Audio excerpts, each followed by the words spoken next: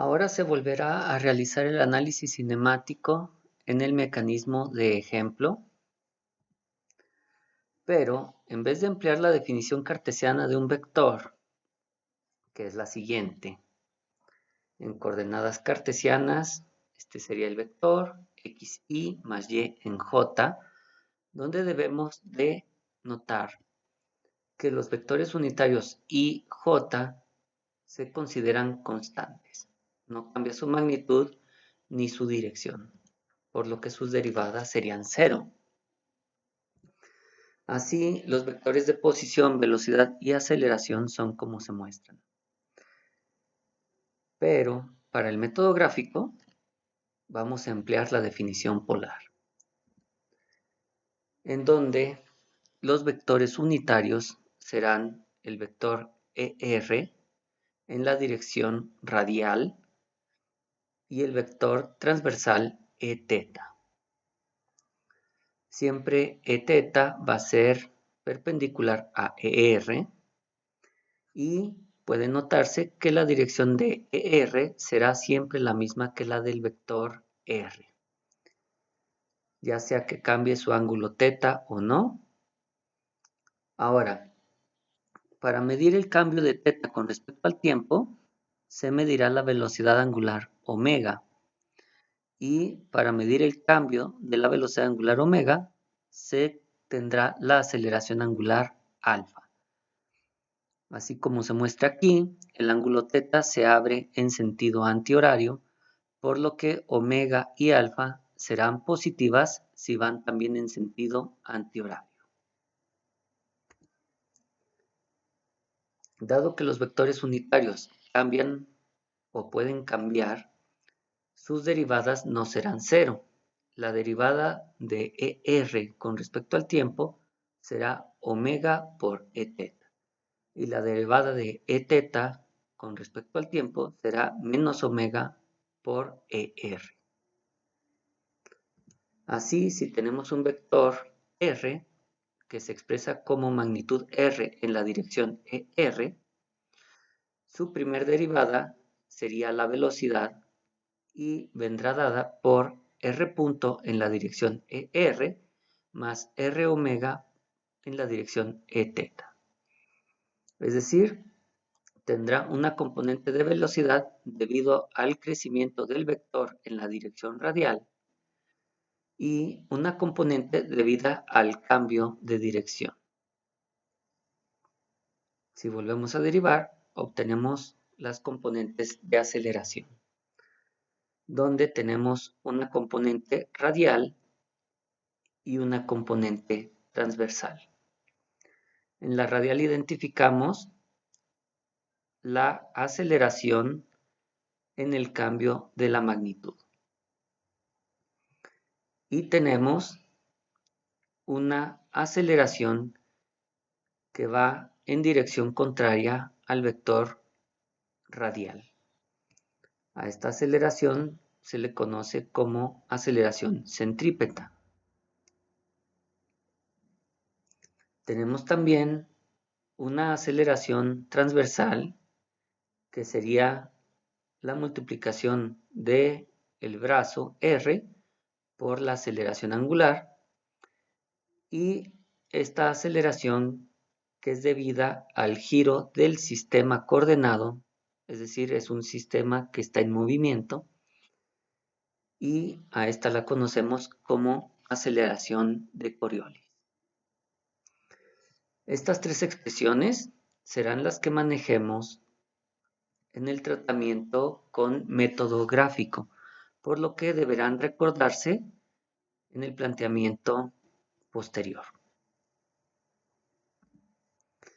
Aquí tenemos el ejemplo visto en un video pasado, donde tenemos un mecanismo biela-manivela y bueno, las dimensiones son la barra OA 10 centímetros, la barra AB mide 43 centímetros, la corredera es horizontal y se encuentra 5 centímetros por debajo del origen.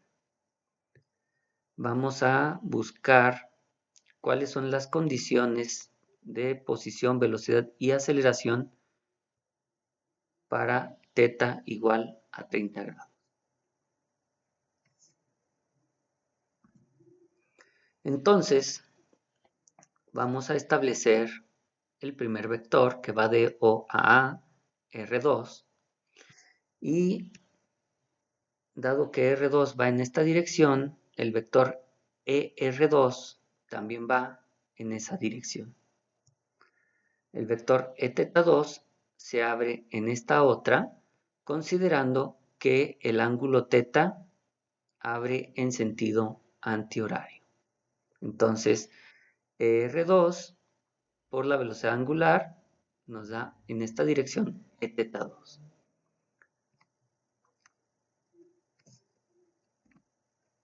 El vector R3 sería de A a B.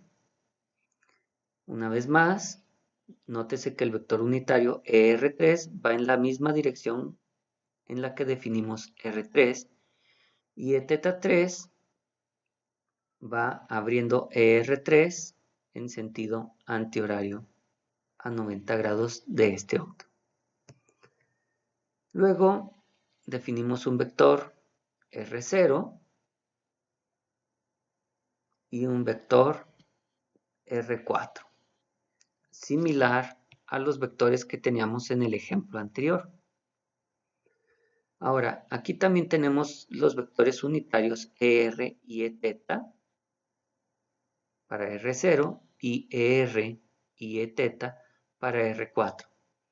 Aunque, como se verá, estos no cambian su dirección, por lo que regresaremos a sus notaciones cartesianas. La ecuación de lazo cerrado es R2 más R3 menos R4 menos R0 igual a 0, como lo habíamos visto anteriormente. Empezamos aquí, R2 más R3 menos R4 y menos R0, y regresamos al mismo punto. Vamos a considerar este diagrama para todo nuestro análisis. Por eso es importante realizarlo correctamente. Y la ecuación de lazo cerrado se derivará para obtener las ecuaciones correspondientes para velocidad y aceleración.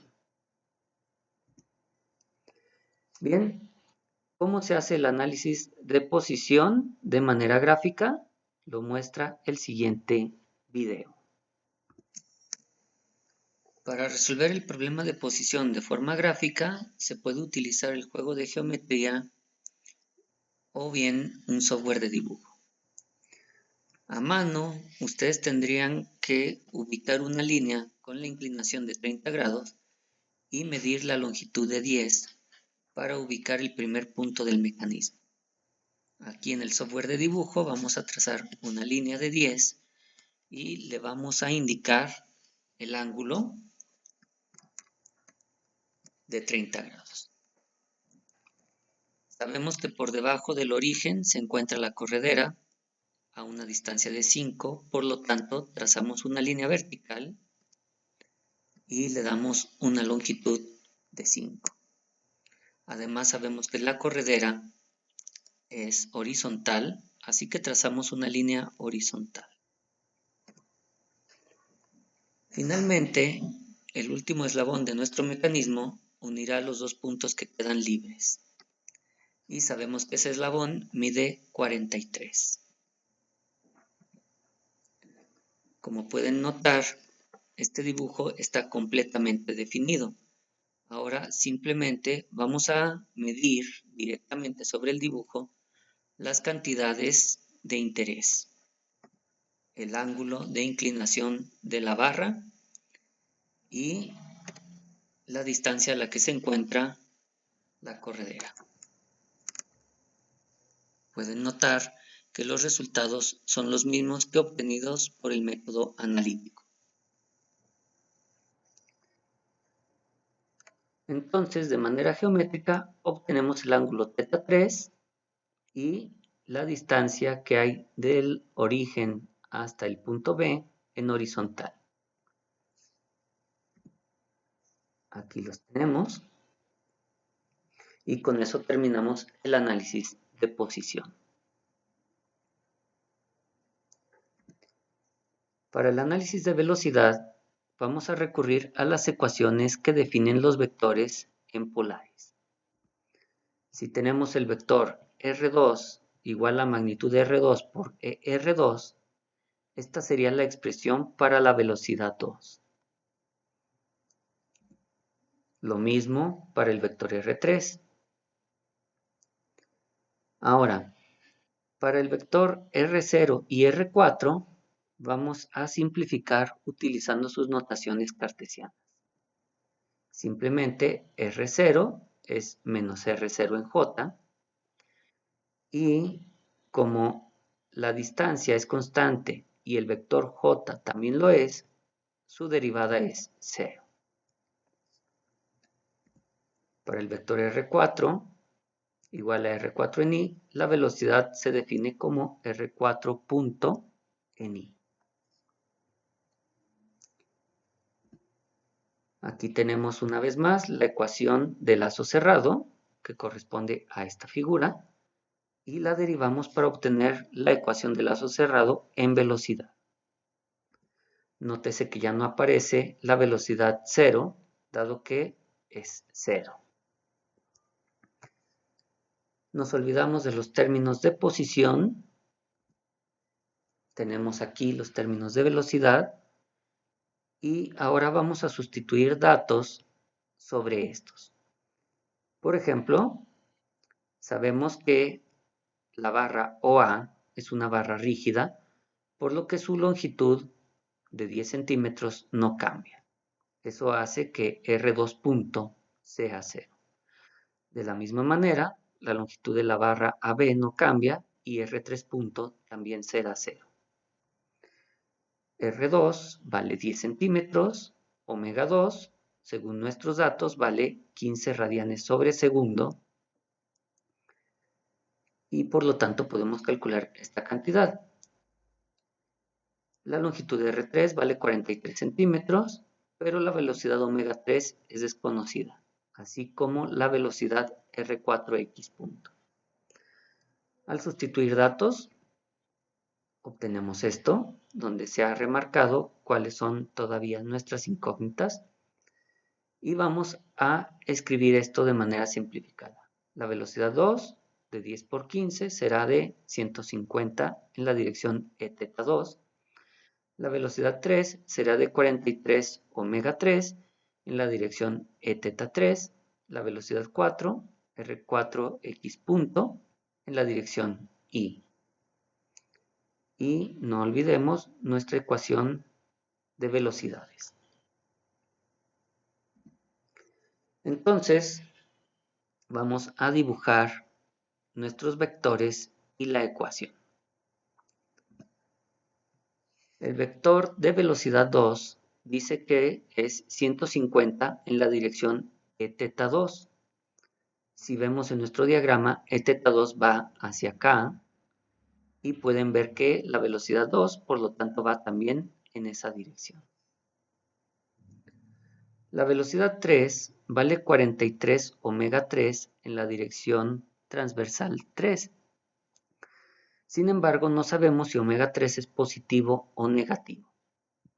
Por lo tanto, hacemos esta línea paralela a esta, pero no sabemos si va hacia arriba o hacia abajo. Bueno, se dibuja aquí la línea. La velocidad 4 debe ir en horizontal porque es en componente Y. Sin embargo, no sabemos si esto es positivo o negativo, no sabemos si va hacia adelante o hacia atrás. Ahora, ¿cómo sé que esta línea va al final de la velocidad 2 o que esta línea debe hacer contacto con el inicio de la velocidad 2? Si nos fijamos bien, velocidad 2 más velocidad 3 indica que la velocidad 3, este vector, debe ir al final, en la punta, de velocidad 2. Entonces, este debe ir en la punta de velocidad 2.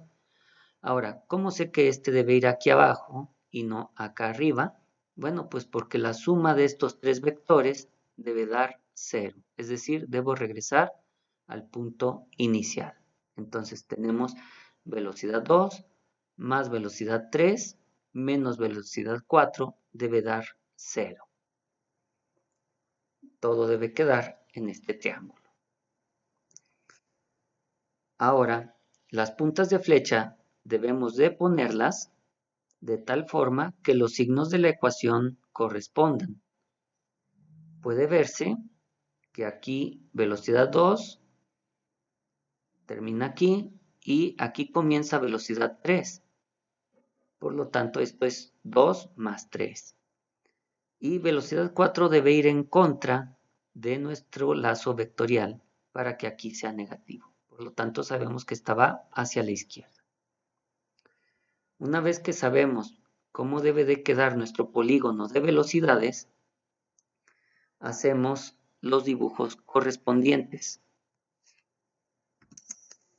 Del estudio de velocidades, sabemos que la velocidad de A debe ser perpendicular al vector R2 y su magnitud de 150.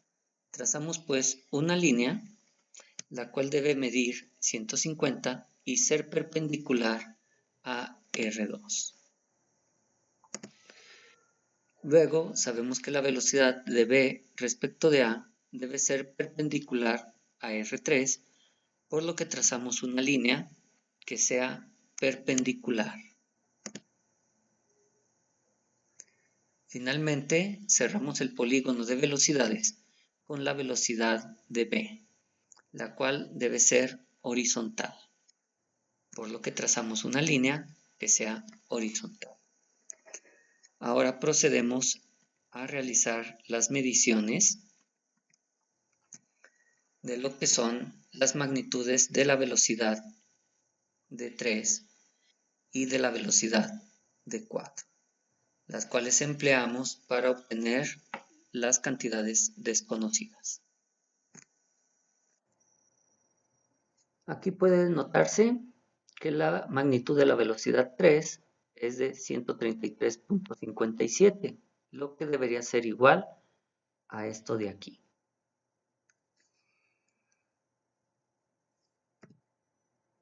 Ahora, 43 omega 3 debería ser menos 133.57. Pero ¿cómo sabemos que este signo tiene que ser negativo?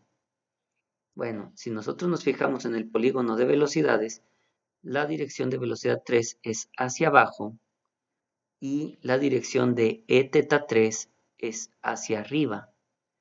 Por lo tanto, estos 133.57 deberían ser negativos según esta dirección. De la misma forma, podemos ver que este vector de velocidad 4 va en dirección negativa de x, por lo que R4X punto tendría que ser menos 106.06. Con lo que obtenemos omega 3 y R4X punto como se muestran. Nótese que de aquí se tuvo que despejar omega 3.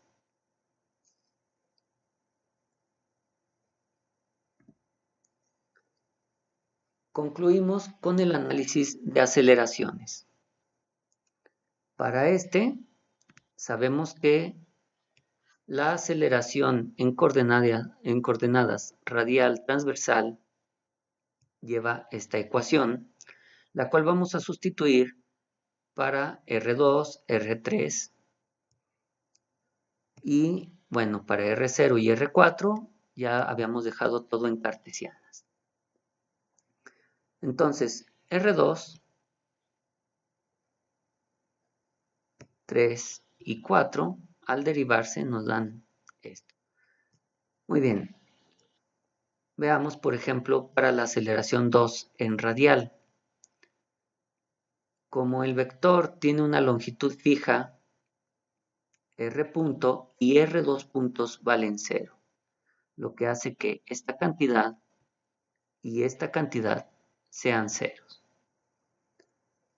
Por lo tanto, en la dirección radial solo tenemos menos R omega cuadrada, que para la aceleración 2 sería menos 10 por 15 al cuadrado, lo que nos da esto. Luego, R por alfa nos daría esto de acá, que para nuestros datos alfa 2 vale menos 5 y R vale 10, lo que nos da menos 50. De manera similar, para la aceleración 3, tenemos menos R omega cuadrada, que sería menos 43 por menos 3.106 al cuadrado, lo que nos da esta cantidad.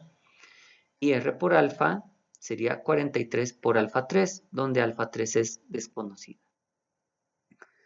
La aceleración 4 sería una aceleración en la dirección X, en Y, pero es desconocida. La ecuación de lazo cerrado para aceleraciones es esta. Ahora, debe notarse que en esta ocasión las aceleraciones tienen componentes tanto radial como transversal. Aceleración radial 2 la dibujamos en esta dirección porque es negativa y la radial 2 iría hacia arriba. Bueno, pues esta al ser negativa va hacia abajo.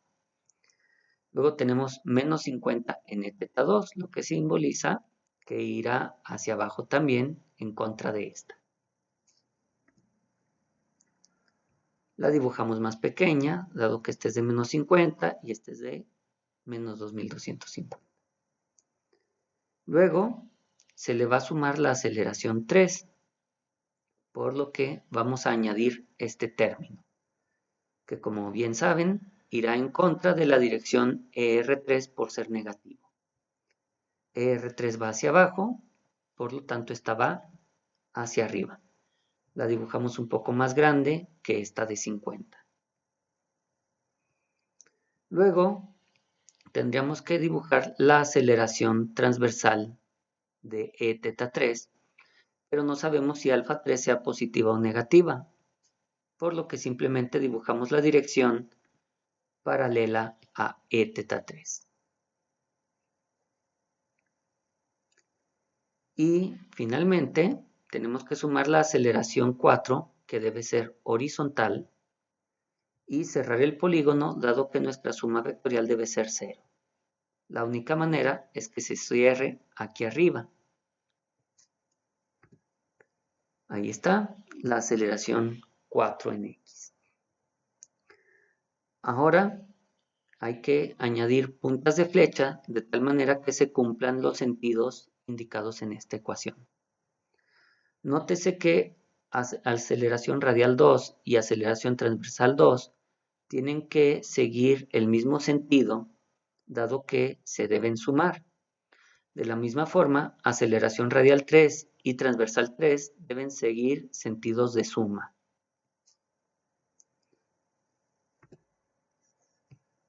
La aceleración 4 debe dibujarse en esta dirección para que al hacer la suma del lazo cerrado vaya en contra del lazo, por lo que aquí sería el menos. Una vez que tenemos el polígono de aceleraciones, vamos a proceder a dibujar esto con una escala.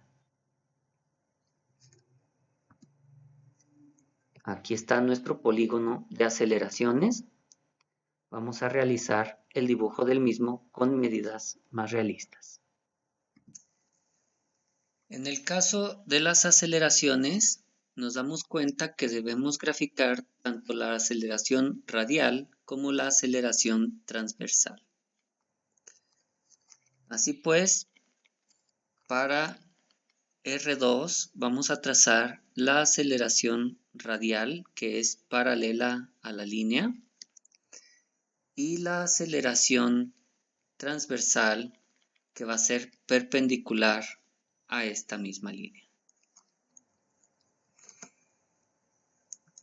Entonces, comenzamos haciendo la línea de la medida esperada.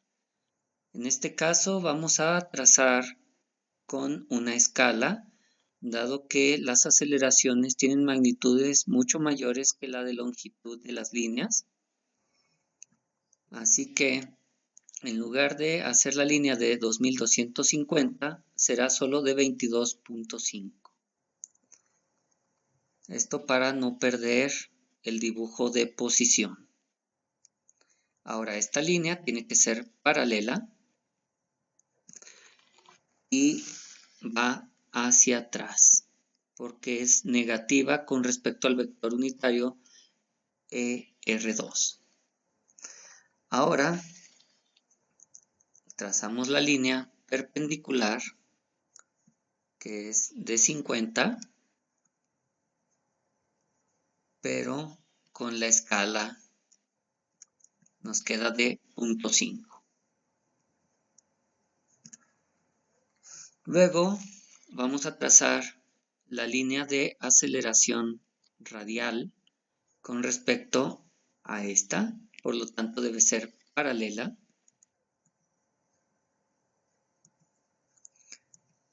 Y ya con su escala nos queda de 4.14. Continuamos con la línea de aceleración tangencial, que debe ser perpendicular a esta línea. Y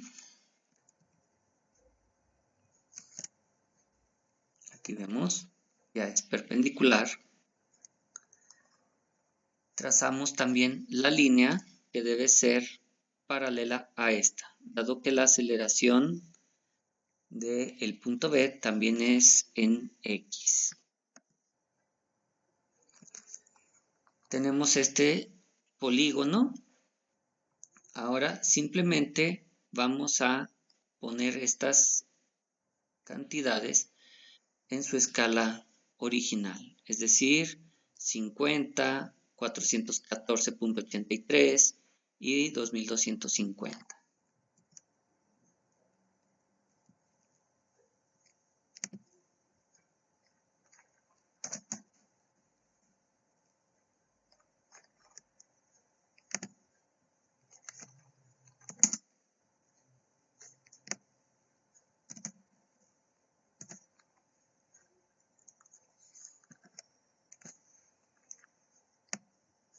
Aquí tenemos dichas cantidades. Ahora simplemente vamos a medir lo que sería de cada lado.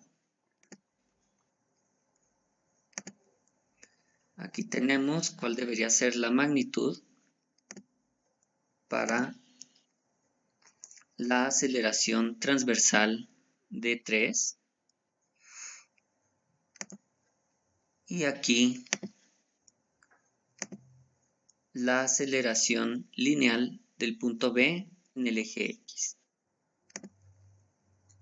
Estas cantidades se usarán para calcular las magnitudes que nos hacen falta en nuestro análisis de aceleraciones. Una vez que hemos concluido, vamos a calcular las cantidades que faltan. Sabemos que 43 alfa debe ser igual a 1102.04. ¿Cómo sabemos que es positivo? Bueno, si nos fijamos, la aceleración a θ 3 va en la misma dirección que θ 3, por lo tanto debe ser positiva esta cantidad. De la misma manera, sabemos que la aceleración 4x va a ser negativa, pues va en la dirección negativa del eje X. Despejamos alfa 3 y R4X 2 puntos. Con eso hemos calculado todas las cantidades que requerimos en los análisis de posición, velocidad y aceleración. Al igual que en el método analítico, debemos recordar que estas cantidades no son necesariamente lo que nosotros buscamos. Nosotros podemos buscar la aceleración del punto A, la velocidad del punto B o tal vez las características de un punto P que esté intermedio en algún lado del mecanismo. Por lo tanto, una vez más, tienen que trazar ustedes vectores de posición a los puntos de interés, derivar dichos vectores y con ayuda de estas cantidades calcular lo que sea que requieran. Por ejemplo, para RA, esta sería su vector de posición. Así calcularíamos la velocidad de A. Nótese que me conviene calcularlo en coordenadas cartesianas y calculamos su magnitud. De tarea, calculen las aceleraciones y sus magnitudes. Aquí repetimos posición de B, velocidad de B, aceleración de B. Y bueno, para el punto P, recuerden que estamos suponiendo que está ubicado a la mitad entre A y B. Eso sería todo respecto a este método.